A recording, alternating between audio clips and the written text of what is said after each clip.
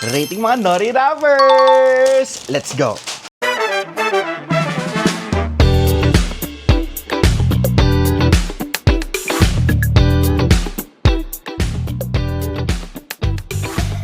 Ben, lakas ng amats ko lately. Alam niyo ba na since di ba nga nagtitears na ako, nag-e-effort na ako mag-less carb, nagbabawas na ako ng pagkain, nagdidisiplina na ako to a brighter and beautiful version of me. So, isa sa mga snacks na kinakain ko lately ay mga Nori Wrapper. Kasi bukod sa mababa siya sa calories, ay bakit ba? Bakit ba laging nag-e-explain? Huwag na. Basta, ito ginagamit kong snacks instead of getting chips and all. So, kasi ang kinakain ko lang, nuts, tapos, ang mga chichirya namin is mga nuts, mga popcorn, and ganito. So, lately. So, may nabilan ako nito online sa Maria's Korean store. So, in fairness, ang dami lang iba't ibang products. And, isa yun sa mga nabili ko. Na-curious din ako kasi nandito si itong Sigol Kim. Ang cute, diba? Talagang artista talaga. Let me know in the comment section nga kung artista to. Yan. Nakitan lang ako Sigol Kim. So, ayan. Tapos may mga lalaki din, oh. So, isa-isahin natin siya and i-rate natin kung anong pinagkaiba. So, marami pa actually. May mga tteokbokki pa akong binili. And kung anik-anik na Korean snacks. Lately, na-addict ako sa mga Korean snacks. So, itatabi ko lang muna sila. And isa-isahin ko. Hindi ko pa sila natitikman sin wala pa. Nakaka-curious kasi yung flavors nila. So, iba-iba yung mga packs. Merong mga pack of 3. May mga pack of 3. May mga pack of... May mga pack of 12. May mga pack of 6. May mga pack U. So, dito tayo mag-start. Curious ako dito. Tabi ko muna sila. Kita ng mga taga-YouTube. Ayan. So, let's start with ito. Let's start with this. So, ito ay Sigol Kim Roasted Seaweed with Sesame Oil. Serving suggestion, dapat merong lalagyanan nito. Kung wala, huwag niyo siyang kakainin. So, ilalagay ko yung mga prices ito sa comment section, guys. So, ayan siya. So, tingnan natin kung totoo kasi eto. So, ang nakasulat dito is Areso, saranghe 30 mg 2%. Yun ang nakasulat. So, tingnan natin. So, directly talaga silang kumukuha ng products from Korea and yung may-ari nitong online store na to ay Koreano din. I mean, hindi ko alam kung anong pinagkaiba ng mga seaweed, pero I'll try my best na i-distinguish kung may pinagkaiba sila. Pero ito yung itsura niya. It's a little thinner than sa mga nabibili sa mga store. I mean, thinner in a way na hindi siya itim na ginagamit sa kimbap. So, ayan siya. Amoy na amoy sesame. In fairness, sobrang amoy. Parang ang sarap ito sa sushi bake. Oh my gosh.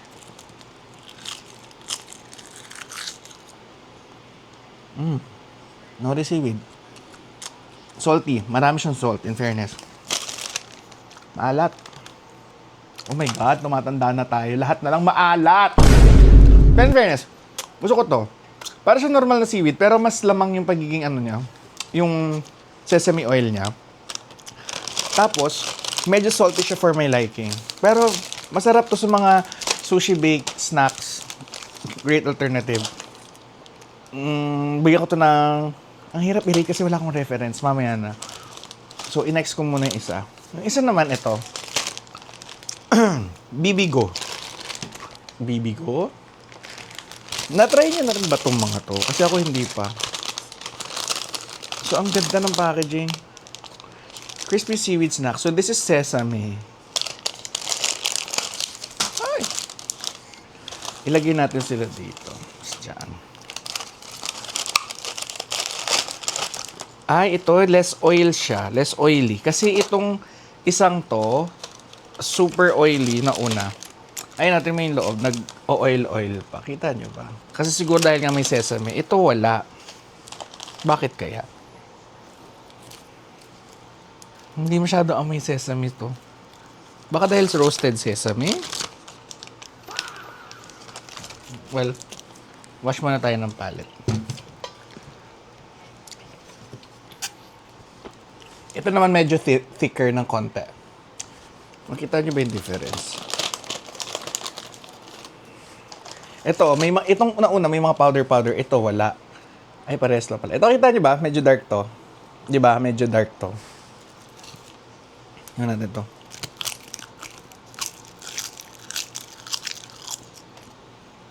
Parang okay yung may alat. So, sa mga ayaw ng masyadong maalat, go for here. Go kayo dito. Pero personally, mas gusto ko to. Mas gusto ko si Seagull King kaysa dito.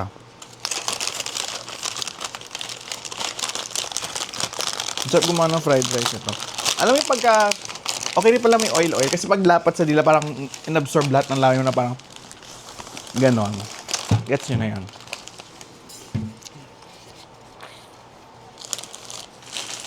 I-next ko ito. Seasoned Lover. Ayan siya, oh. Ito ay Somunan Guangxion Onjenji. Walang nakalagay kung anong flavor, walang English translation. Bakit ko ba binili to? Meron lang siyang ditong dahon. Siguro dahon ng kamat. Hindi ko alam kung anong dahon to. Alam niyo ba kung anong dahon yan? Ang hirap i-identify. Hindi ko alam kung anong dahon yan. Siguro, kamatsile. Kamatsile. Very lumang tao. Tingnan natin. Wala siyang kahit ano kalagay. Ako naman di ko tinranslate. Mabango. Para siyang bedsheet na bagong laba. Wala. Ito, medyo butas-butas to. Kita niyo ba yung butas? Ayan siya, Beo. Diba? Medyo butas-butas to. Mabango siya. Laver daw to, guys. Laver. Ang alam ko yung laver yung pang pulley. Charing. Well, ano siya? Wala talaga. Oh, it's a type of seaweed. Okay. So, kung ano man siya, tikman natin. Ano paet?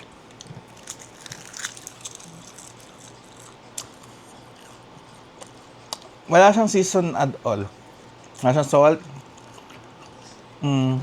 No, not for me. Hindi ko bet. So, sa mga gusto ng pure na lasa ng seaweed, ito yun. Perfect sa inyo to. Sobrang tapang ng lasa niya na it's very earthy na... Alam mo yung dagat? Hindi ka pa nakakatikim ng dagat. Punta ka sa dagat, dilaan mo yung sand. Ha? Ba't dilaan yung sand? But basta not for me kasi ako mas gusto ko yung mga season things. With the S. Uy! Seagull Kim din. Ito yung original. Seagull Kim. Original. Ayan siya. Tignan natin yung difference. Kasi yung kanina ay sesame. Para magkaroon ng reference or kumpara ko dito kasi hindi ko masyado bet to. So ito ay Seagull Kim Seasoned Seaweed.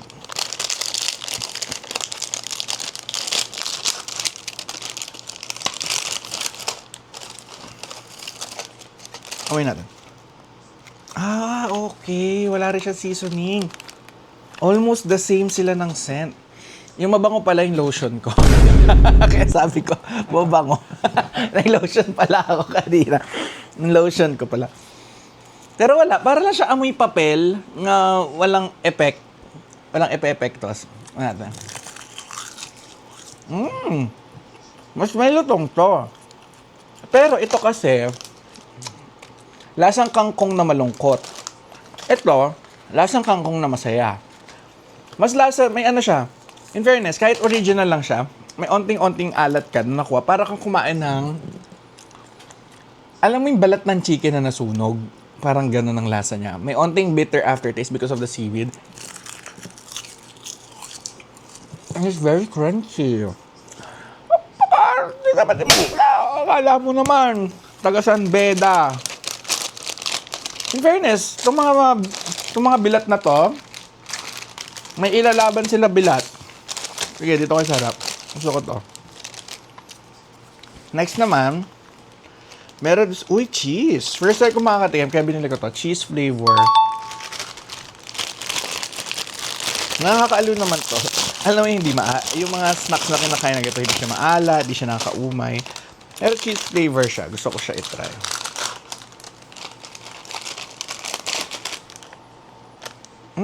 Amoy ano. Alam mo yung amoy ng cheese powder ng... Hindi ko maalala, pero kaamoy niya yung powder ata ng buldak. Yung cheese. 3 cheese. Medyo ganon. Ito siya.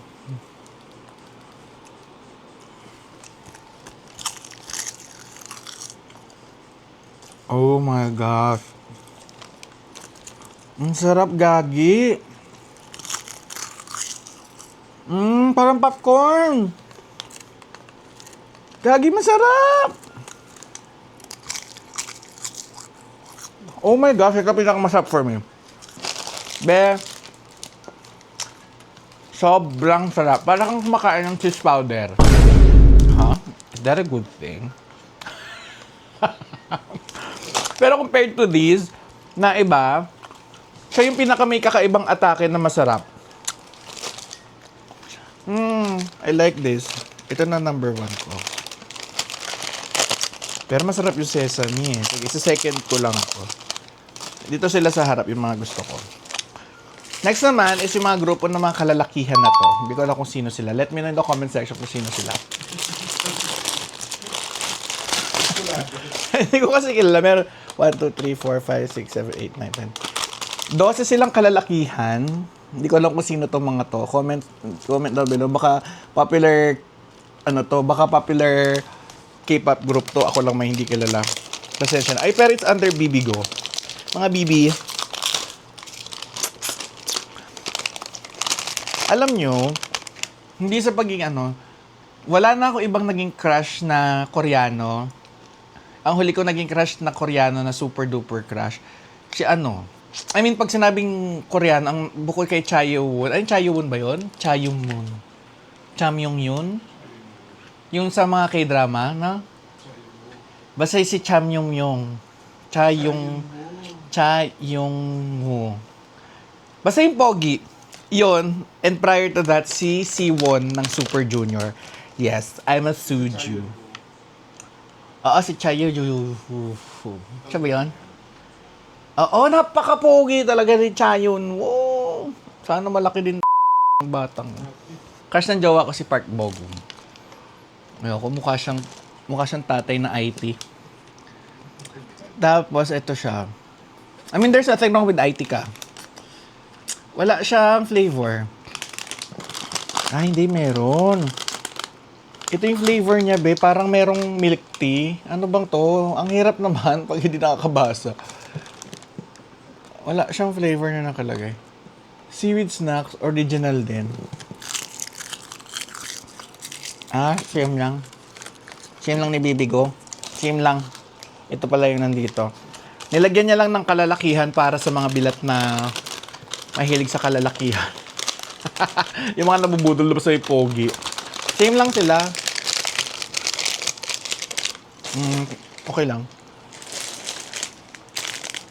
Next naman ito, tingnan nyo.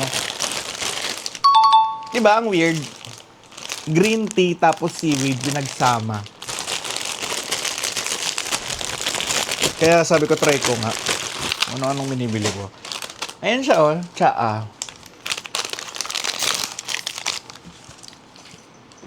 Lamig.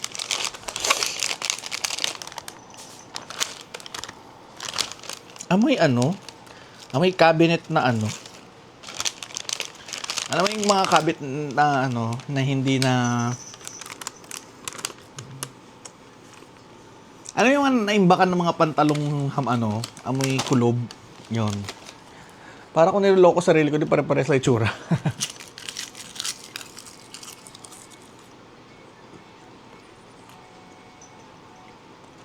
Alam niyo, malaking factor yung ano, nakikita niyo yung flavor kasi yun yung ini-expect mo, pinaparas ng isip mo kung malalasahan mo sa kanya. Yung siya lasang ano, green tea, budol siya. Lasa lang siya original na seaweed. Yeah. Or baka kasi may green tea sa loob, judgmental lang ako. Kung meron man siyang green tea sa loob, hindi ko siya nalalasahan. Kung ano may epekto niya, wala rin akong pake. Kasi, hindi ko siya nalalasahan. Next naman natin is, eto. Pollack Crow Season Flavor. Pollack Crow. Ano yung Pollack Crow, mga be? Oh, Pollack Crow is a lumang isda. Ang dami alam ng jowa ko. Ha? Pollack. Ano yung Pollack? Pollack is isda. Row is itlog. So, bayag ng isda. Okay. Kakain tayo ng betlog ng isda. Ang gaganda ng packaging. I like. Ang sabi, saan natin? Dapat pala pinapakita ko sa inyo no? Oh my God, meron siyang parang Racumin. Yung mamumula-mula siya, oh. Ay, hinangin na. Pero meron nga. Oh. Hindi nyo nakikita, sorry guys. Ako kita ko.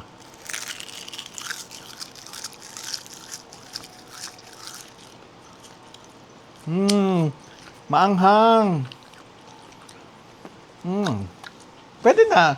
Pero parang okay na ako nung wala siya kung anik-anik. Pero bagong take. In fairness, maalat siya. Na malinamnam. In fairness, lalagay ko siya dito. Bet. And dito ako curious. Gusto ito yung hinuli ko. Wait lang. So going back, ito na yung huli ko. So this is spicy seasoned flavor, and para siyang curious ako kasi may chicken siya. Tingnan nyo. So feeling ko chicken yung flavor niya. Tingnan natin. Ay, para siyang same nung nauna. May mga pekas-pekas si bakla. Ayan siya, oh. Okay.